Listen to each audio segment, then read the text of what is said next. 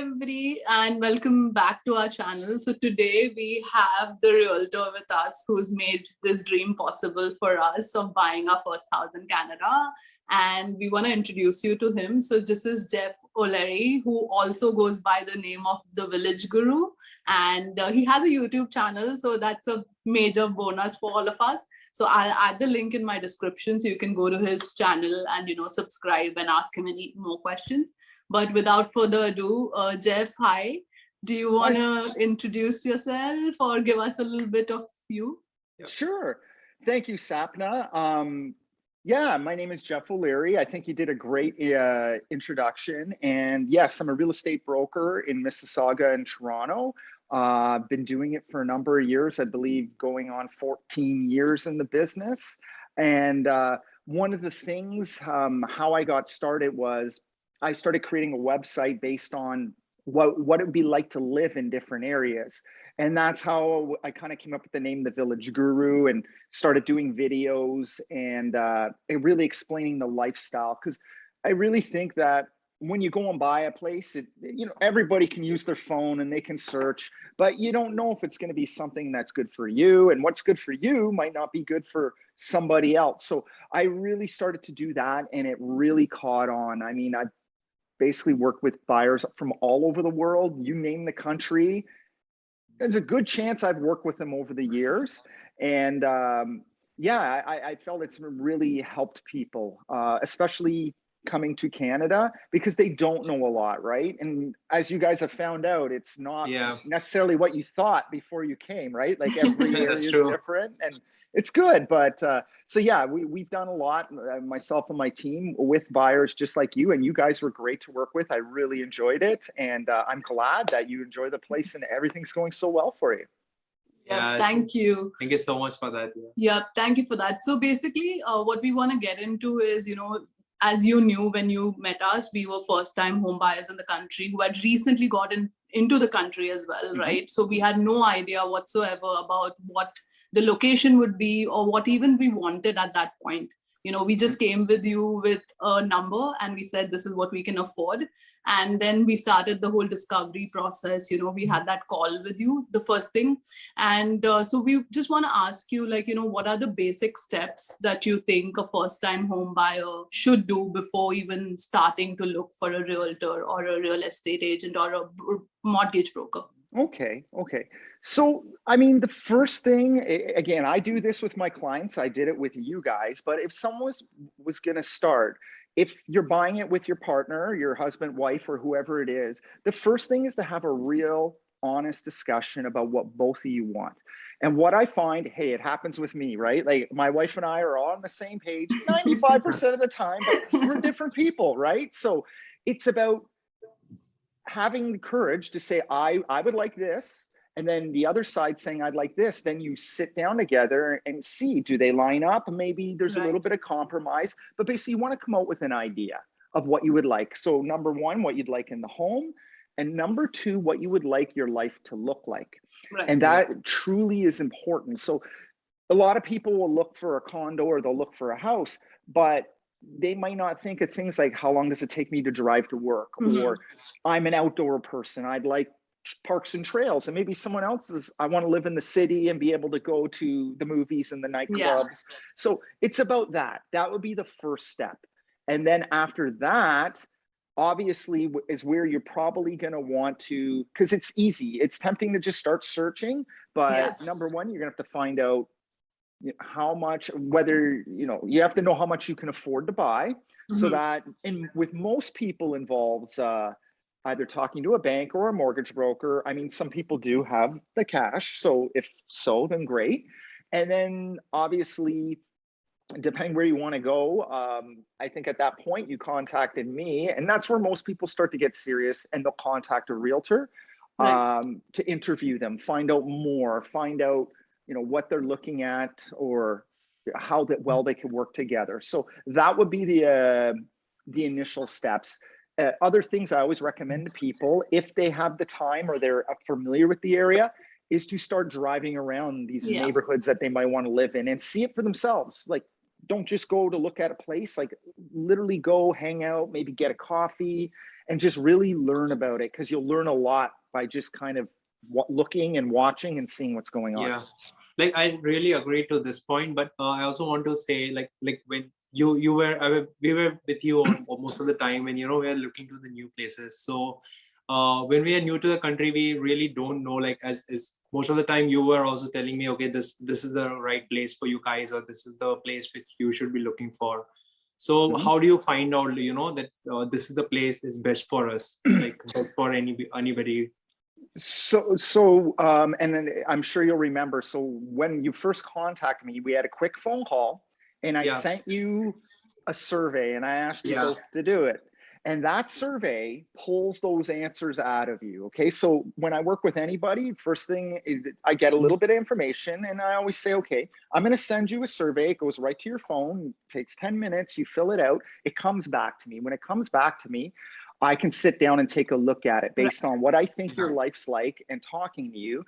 And then we put together different options. So I remember there was a number of different options. You live in the Square One area, but we also identified possibly Oakville, Burlington, Erin Mills. So we had about 4 different neighborhoods. See, when you're working, our job obviously is to know how to do the paperwork, negotiate that, but it's also to help narrow down our clients, right? So I ask a lot of questions on purpose, because again, what's good for you is not necessarily good for somebody else, but I'll explain it to you. And it's just an experience thing. It's about working with people, but that's exactly what I did with you, and that's how I would do it with anybody.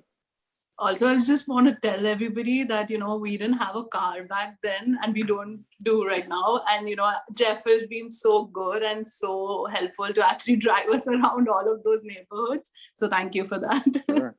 It was great. I don't get to drive too many people anymore. So it was nice. It's great.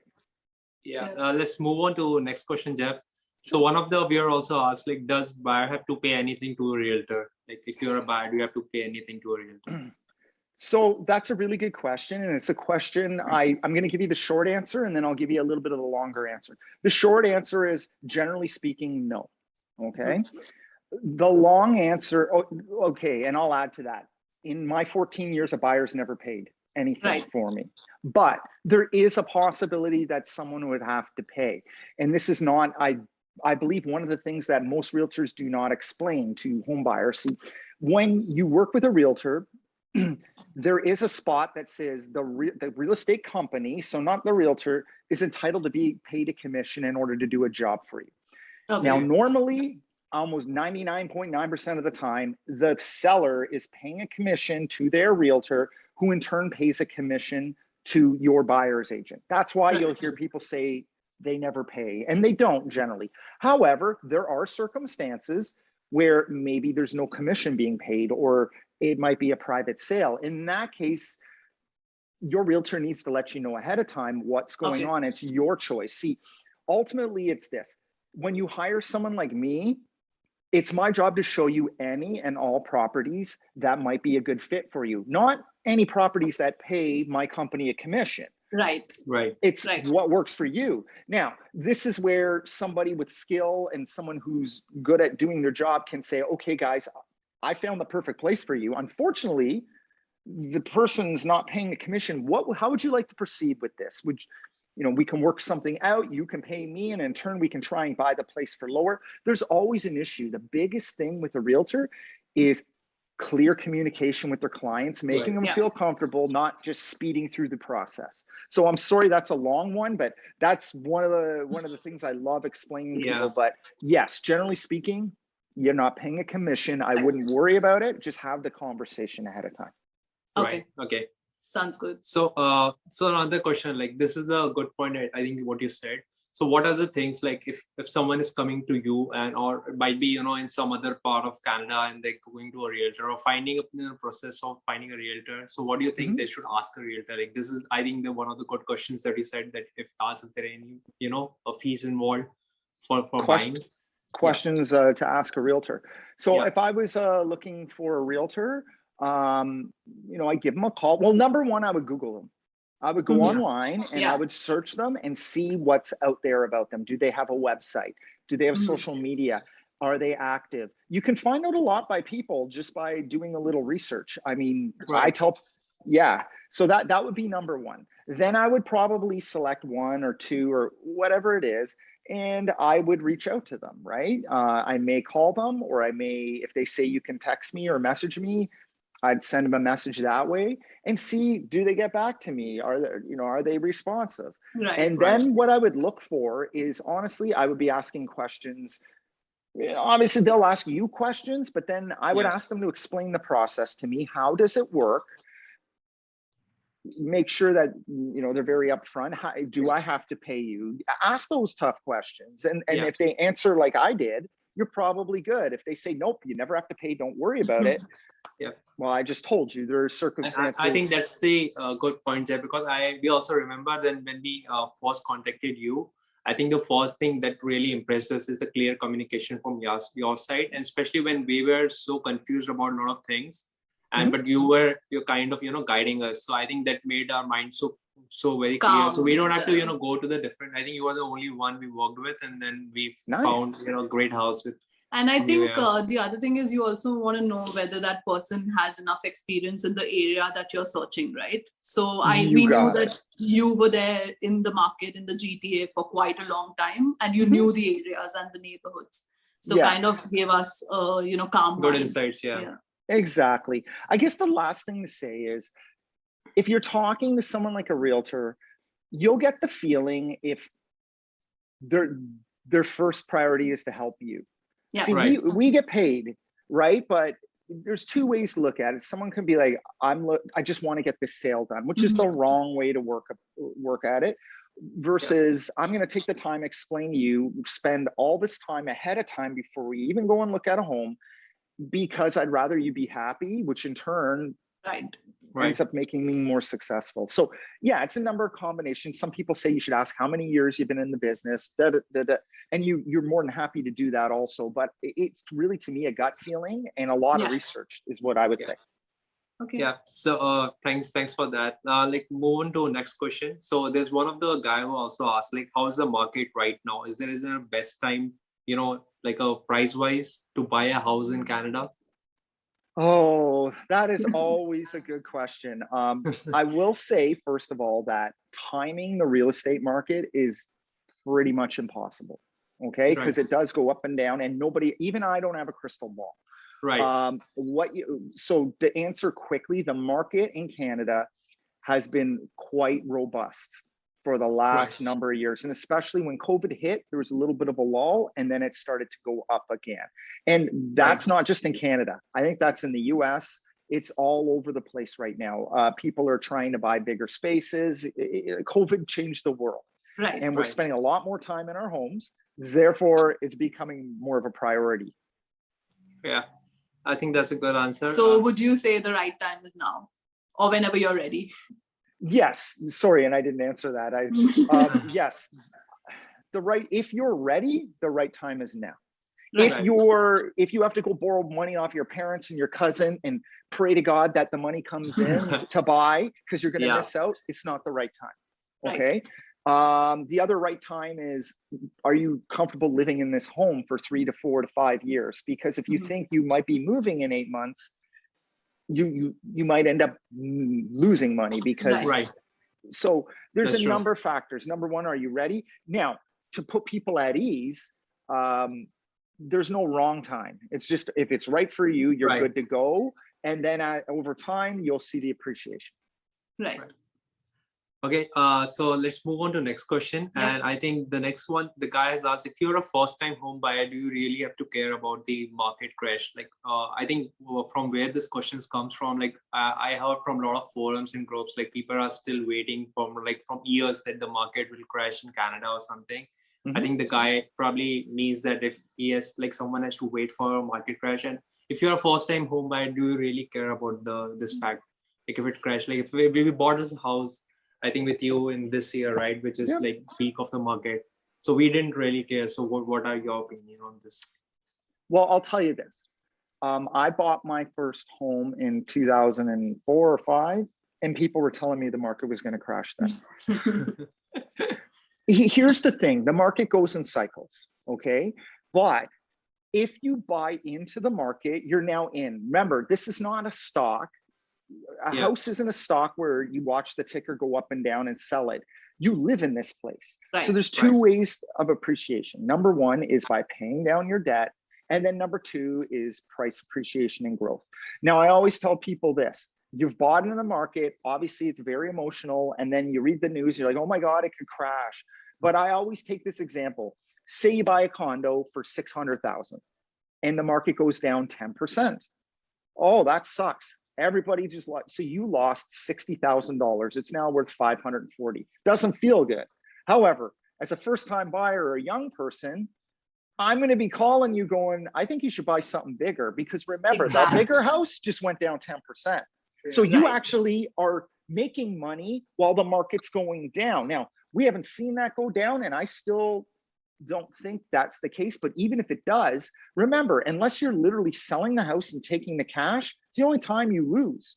You just buy something else. Yeah. And then it tends to go back up again. Wow, that's a really good perspective. I think that's a really good point by you, Jeff. And I think the guy, whoever asked this, I also suggested to watch, Jeff's channel, because I think Jeff also make the analysis like on month or sometimes during the time, like how it goes on. So you probably get more idea. So yeah, another question for you is also related to the current time. So someone asked, how has the COVID-19 impacted the local market in Canada? The real estate market? Yeah. Yeah. We had when it first started, and we, everybody really didn't know what was going on. It slowed the market down for a while. It didn't slow down as in it froze, like literally just nobody did anything. The sales dropped. And then it started to go up and up and up and up and up. And like I said, it actually made real estate even more in demand and more hotter. And what we're noticing are people, at least for the first part of COVID, were leaving the city and going farther and farther out in the suburbs, which caused the prices in the suburbs to go up faster than the city of Toronto. Now we're starting to see a bit of a pullback because people are realizing that hopefully we're getting near to some.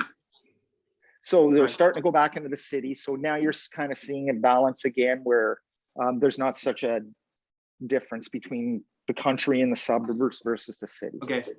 All right. Yeah, that's great. So this question is, I put this one. So I just want to ask, like, what do you expect from a client to guide them best possible way? Like in terms of like what should I make their mind, like in terms of budget, type or something, if you're new to like a first time home buyer, sometimes like things are not clear in your mind. So what, as a realtor, what do you expect from a client that, to guide them best possible way? Open and honest.